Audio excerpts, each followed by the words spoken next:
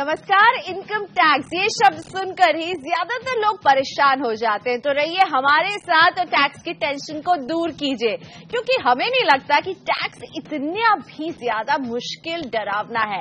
हम आपके लिए टैक्स को आसान बनाते हैं, आपको टैक्स की बारीकियां तो बताते हैं ही, साथ ही निवेश और बेहतर प्लानिंग की राह भी दिखाते हैं, वो भी बिना किसी सीए या टैक्स प्लानर की मदद के लिए, क्योंकि हमारी मदद करते हैं हमारी टैक्स एक्सपर्ट और आप सभी के चहेते टैक्स गुरु सुभाष लखोटिया जी, और जिनके लिए मैं ये लाइन कहती हूँ कि टैक्स से जुड़ा शायद ही इस दुनिया में कोई ऐसा सवाल होगा जिसका जवाब हमारे टैक्स गुरु के पास नहीं होगा। इसलिए देखते रहिए टैक्स गुरु, बचाते रहिए अपना टैक्स। सबसे पहले आपको बताते हैं आज किन खास टॉपिक्स पर रहेगी हमारी नजर। अगर आपने कोई ट्रांजैक्शन किया जहां पैन देना अनिवार्य है लेकिन आपके पास पैन नहीं है तो क्या करें आप। पता करेंगे कि रिटायरमेंट पर मिलने वाली पीएफ की राशि पर टैक्स लगता है या नहीं। समझेंगे कि अगर नए नियम के मुताबिक आईटीआर में किसी बैंक खाते की जानकारी नहीं दी तो क्या कार्रवाई हो सकती है आप पर आईटी विभाग की तरफ से। साथ में है आपके भी ढेरों सवाल। लेकिन सबसे पहले बात अब हम देखते हैं, कहीं भी जाते हैं कोई ट्रांजैक्शन करते हैं तो कई बार हमें कहा जाता है कि अपना पैन नंबर बताइए, लेकिन अगर आपके पास पैन नंबर नहीं है तो क्या होगा। समझते हैं लखोटिया जी से। लखोटिया जी, आप ही ने कई ट्रांजैक्शंस बताए हैं जो बहुत जरूरी है, जिसमें आपको पैन नंबर कोड करना होता है। नहीं है पैन नंबर, ऐसा ट्रांजैक्शन किया जहां पैन नंबर की जरूरत है, क्या करें। एक तो सीधा सवाल क्या उत्तर ये है, वो ट्रांजैक्शन मत करो, न करोगे ट्रांजैक्शन न होगी तकलीफ। तो फ्रेंकली ये कोई आंसर नहीं है। हमारी नई नौकरी लगी, हमारी इच्छा हो गई गाड़ी खरीद लें, हमारी इच्छा हो गई गांव में एक प्लॉट खरीद लें 5-6 लाख का, हमारी इच्छा हो गई 2 लाख रुपए म्यूचुअल फंड में लगा दें।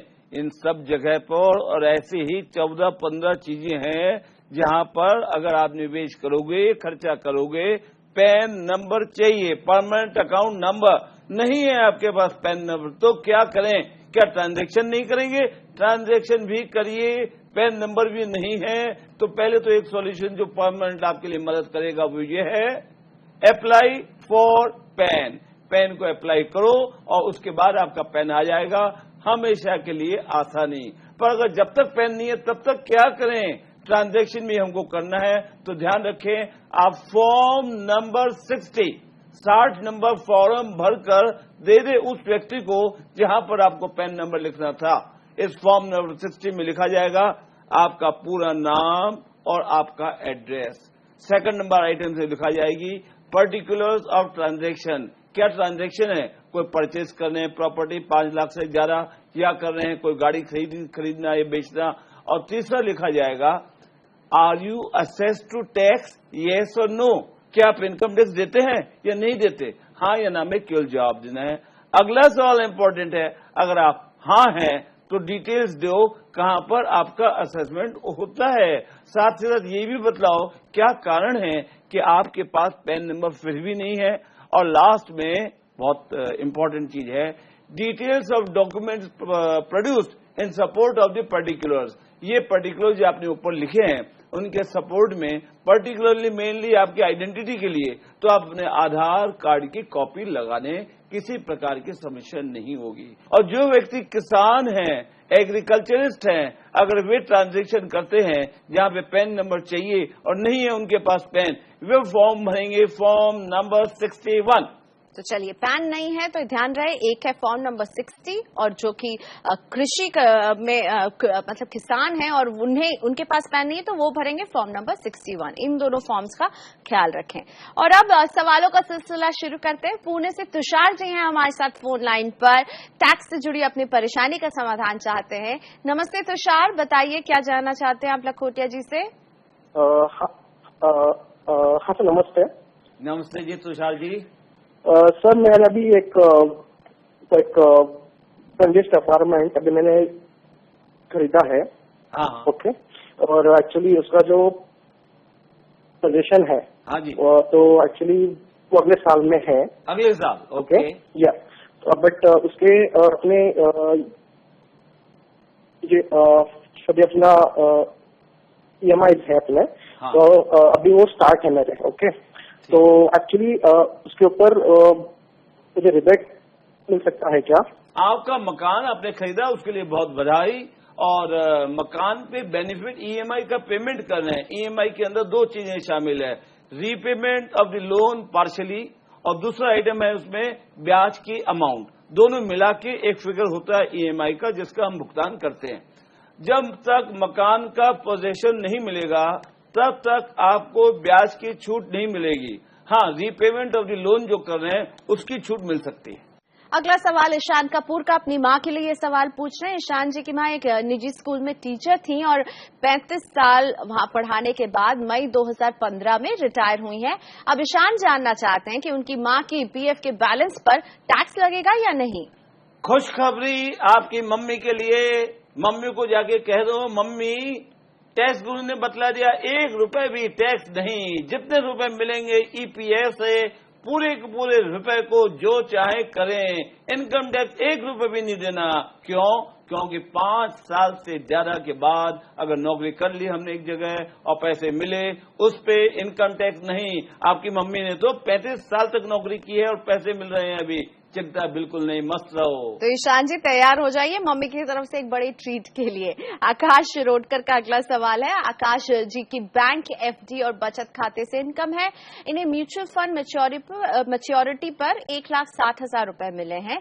आकाश जी ने म्यूचुअल फंड 20 साल बाद रिडीम किया है। साथ ही उन्होंने 20 साल पुराने शेयर भी बेचे हैं जिससे इन्हें 8,000 रुपए मिले हैं। आकाश जी जानना चाहते हैं कि क्या इस रकम को उन्हें इनकम में दिखाना होगा और साथ ही में क्या ITR 1 भरना सही रहेगा।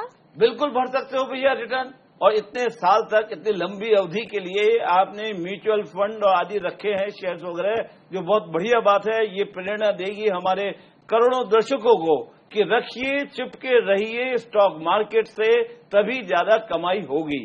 ये जो आपकी इनकम आई है ये एग्जम्प्ट है आयकर की धारा 10 के तहत, इसलिए आप रिटर्न फॉर्म नंबर 1 भी अगर भरें किसी प्रकार की समस्या नहीं। इस अमाउंट को अगर लिखना चाहें तो आप कॉलम नंबर D19 में लिख दें एग्जम्प्टेड अमाउंट। इसी के साथ वक्त हो गया ब्रेक का, लेकिन ब्रेक के बाद टैक्स प्लानिंग की एक जरूरी टिप जानेंगे कि अगर प्रॉपर्टी बेचकर आप नई प्रॉपर्टी में निवेश नहीं करना चाहते हैं तो कैसे बचाएं अपना कैपिटल गेन। तो टैक्स प्लानिंग की ये जरूरी टिप आपके लिए टैक्स गुरु में आगे।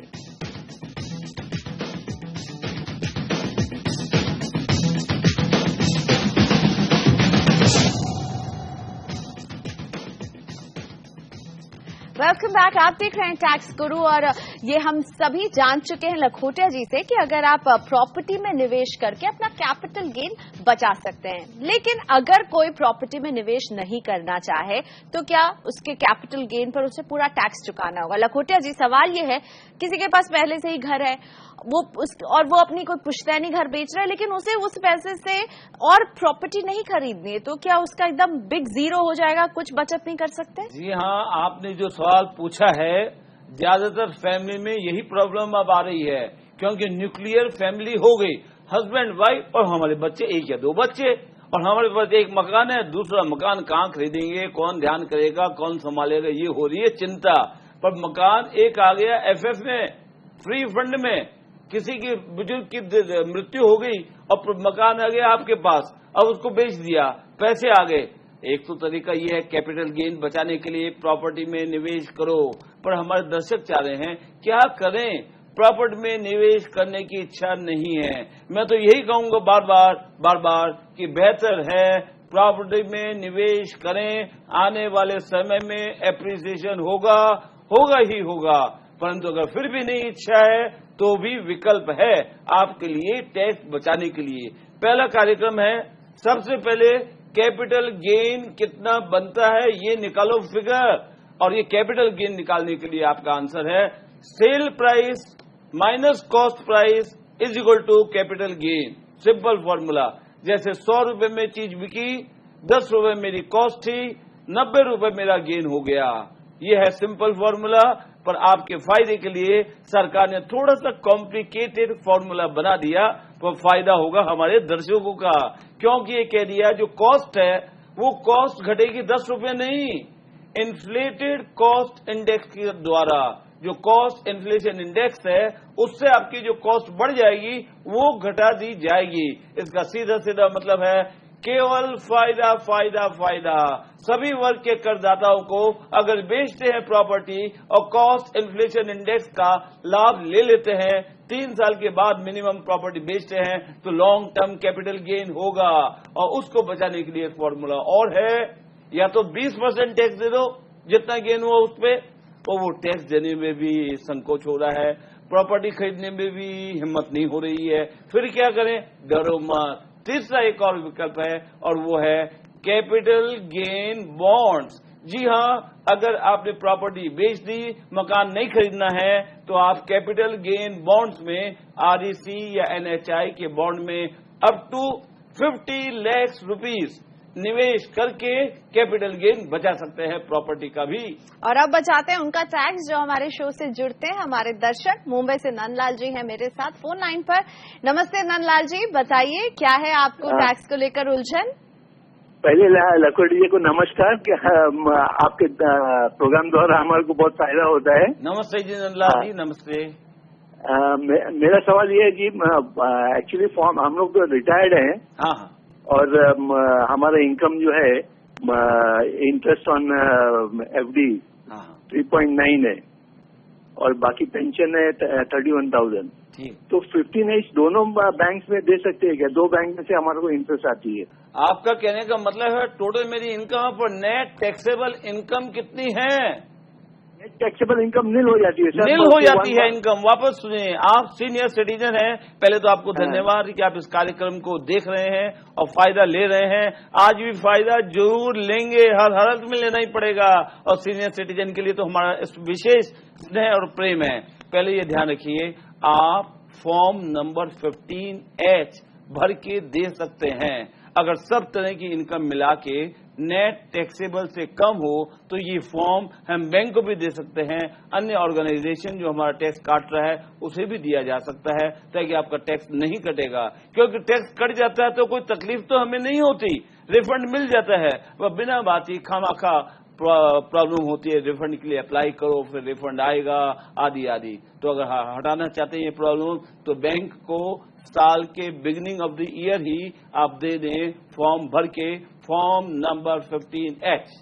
देवेंद्र ककड़े जी परेशान हैं क्योंकि इनका ज्यादा टैक्स कट गया है और ये रिफंड अब इनको मिलना चाहिए, लेकिन चूंकि इन्होंने अपना पैन नंबर नहीं दिया था इसलिए ये रिफंड क्लेम नहीं कर पाए। अब इन्होंने पैन नंबर जमा कर दिया कंपनी के पास, लेकिन कंपनी अभी भी टीडीएस रिटर्न रिवाइज नहीं कर रही है। ऐसे में अब देवेंद्र जी को क्या करना चाहिए?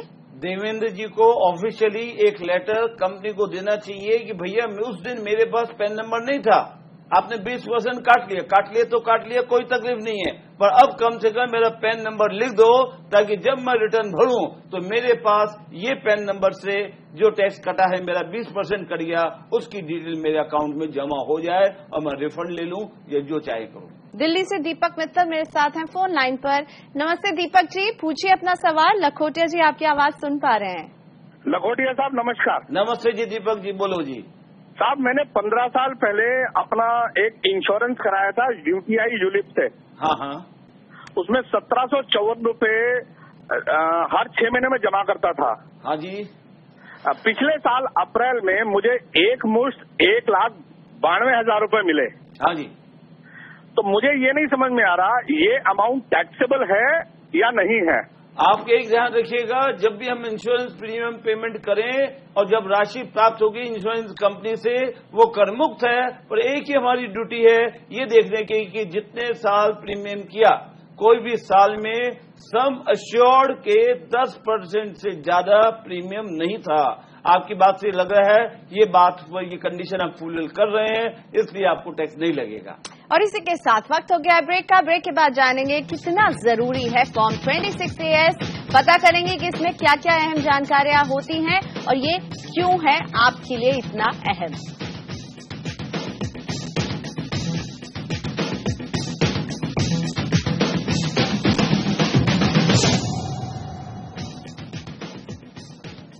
Welcome back. आप देख रहे हैं टैक्स करो, जहां टैक्स की टेंशन तो हम दूर करते ही हैं, लेकिन साथ ही में आपके लिए कुछ जरूरी जानकारी भी लेकर आते हैं। और आज हम एक ऐसे ही जरूरी फॉर्म के बारे में आपको बताने वाले हैं। फॉर्म नंबर 26AS क्यों है ये जरूरी और ये आपकी जिंदगी को कैसे आसान बनाता है, समझते हैं लखोटिया जी से। लखोटिया जी, 26AS एक तरह से हमारे पूरे टैक्स की देनदारी और लेनदारी दोनों का लेखा जोखा है।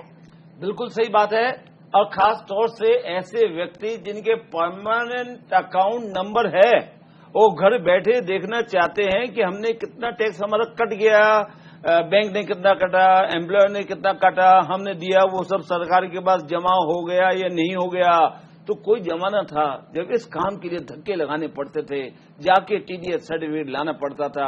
पर अब फायदा क्या, फायदा घर बैठे 24/7 आप देख सकते हैं अपना टैक्स स्टेटमेंट, कितना TDS कटा है सैलरी पे, कितना ब्याज पे कटा है, अन्य आइटम पे कितना कटा है, जो आपने टैक्स दिया वो जमा हुआ या नहीं हुआ। जी हाँ, घर बैठे कंप्यूटर के अंदर जाओ, गवर्नमेंट की वेबसाइट incometaxindia.gov.in क्लिक करो, उसके बाद परमानेंट अकाउंट नंबर अपना बतलाओ और फिर फटाफट फॉर्म नंबर 26AS देखो। और इस फॉर्म नंबर 26AS में क्या क्या मिलेगा ये पता करें जरा। पहले details of tax which has been deducted at source, अलग अलग इकाइयों द्वारा मेरा टैक्स TDS क्या काटा गया। सेकंड इंपॉर्टेंट बात है details of tax collected at source on behalf of the tax payer. और थर्ड इंपॉर्टेंट बात है एडवांस टैक्स 3 बार देना पड़ता है, आपने दिया क्या, कब दिया, कब नहीं दिया, सारी डिटेल इसमें आ जाएगी। साथ ही साथ 140A tax, self assessment tax अगर दे दिया उसकी भी डिटेल यही मिल जाएगी। और एक और बात, अगर कोई सरकार ने आपको रिफंड दे दिया उसकी भी डिटेल यहां पर मिलेगी। कुल मिलाकर फायदा ही फायदा फायदा फायदा हो रहा है इस डिटेल से। पर हाँ, एक और बात इंपॉर्टेंट, इसी फॉर्म नंबर 26AS में आपके हाई वैल्यू ट्रांजैक्शन की पूरी डिटेल भी आ जाएगी, चाहे शेयर्स हो, चाहे म्यूचुअल फंड हो, चाहे प्रॉपर्टी हो। ये सब बड़ी बड़ी आपने जो परचेजेस की, हाई वैल्यू के ट्रांजैक्शंस किए, उसकी भी डिटेल आएगी फॉर्म नंबर 26AS। यानी टैक्स का सारा लेखा जोखा आपके 26AS फॉर्म में आपको देखने को मिल जाएगा। और सबसे आसान बात, ऑनलाइन आप इसे कभी भी देख सकते हैं और अगर आपको कुछ गलत लगे तो आप इसके बारे में संपर्क कर सकते हैं कंसर्न डिपार्टमेंट से। और अब चंडीगढ़ से रुपिंदर पाल मेरे साथ है फोन लाइन पर। नमस्ते पाल साहब, बताइए टैक्स को लेकर क्या, क्यों परेशान हैं आप, क्या दिक्कत आ रही है? नमस्कार मैडम। मैडम, मेरा लॉन्ग टर्म कैपिटल गेन के बारे में एक इशू है। मैंने 2004 में 6 लाख में फ्लैट परचेज किया था और अभी मैं उसको अभी सेल आउट कर रहा हूँ अराउंड 16 लाख सेल प्राइस पे। और इसमें मेरा कितना capital gain, long term capital gain कितना कैलकुलेट होगा और उसको मैं सेव करने के लिए क्या कर सकता हूँ? प्लस एक मैम और भी मैं 14 में एक प्लॉट परचेज किया है और उसकी लोन जो है रिपेमेंट के लिए भी मेरा ये जो कैपिटल है ये यूज हो सकता है। 3-4 सवाल एक साथ, उत्तर फटाफट। पहले नंबर, आपका जो एग्जिस्टिंग लोन है एक प्लॉट के लिए, उससे इसके अंदर कोई बेनिफिट नहीं मिलेगा टैक्स बचाने के लिए। Second point, long term capital gain हो गया, इंडेक्स कॉस्ट निकालिए, अर्थात 2004 में जो वैल्यू थी उसकी इंडेक्सेशन के हिसाब से 2.5 गुना 3 गुना जो है इंडेक्स, उसके हिसाब से बढ़ जाएगी तो आपका कैपिटल गेन अमाउंट कम हो जाएगा। उसको उसके ऊपर या तो 20% टैक्स दे दीजिए, टैक्स नहीं देना चाहते हैं तो फिर बॉन्ड में लगा दीजिए कैपिटल गेन, बॉन्ड में वो भी ब्लॉक नहीं करना है, कमाई भी चाहिए ज्यादा। तो ऐसे में जो कैपिटल गेन की राशि है उस अमाउंट का आप निवेश करिए नई प्रॉपर्टी में। ऐसा कर देंगे तो आपका कैपिटल गेन बिल्कुल बिग जीरो हो जाएगा।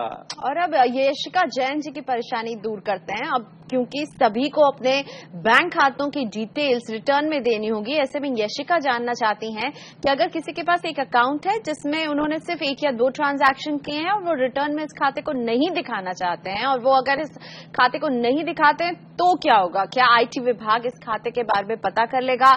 खाता खोलने के समय बैंक में पैन नंबर नहीं दिया गया है, ऐसे में इनकम टैक्स अधिकारी खाते के बारे में कैसे पता कर पाएंगे? ये भी कुछ सवाल है। चिंता न करें, पर एक बात मान लें, इनकम टैक्स विभाग के पास ऐसे सब तैयारियां हैं कि वे आपके बैंक खाते के लिए डिटेल्स पता कर लेंगे। और आप डर क्यों रहे? अगर खाते में साल भर में 1 या 2 ट्रांजैक्शन केवल हैं और कोई बड़े ट्रांजैक्शन नहीं है और नहीं दिखलाना चाहते, तो ये एक्टिव अकाउंट नहीं कहलाएगा और इसकी डिटेल नहीं दें तो कोई तकलीफ नहीं।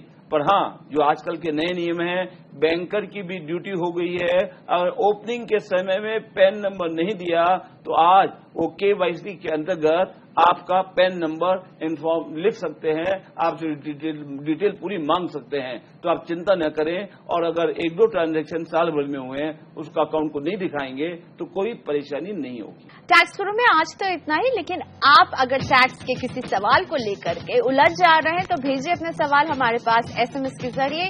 TG लिखकर स्पेस दीजिए, अपना सवाल और नाम लिखकर 51818 पर इसे आप भेज सकते हैं। आप हमें ईमेल कर सकते हैं tax@moneycontrol.com पर। साथ ही में ये पता जो आपकी स्क्रीन पर अभी आ रहा है, इस पर भी भेज सकते हैं अपने सवाल।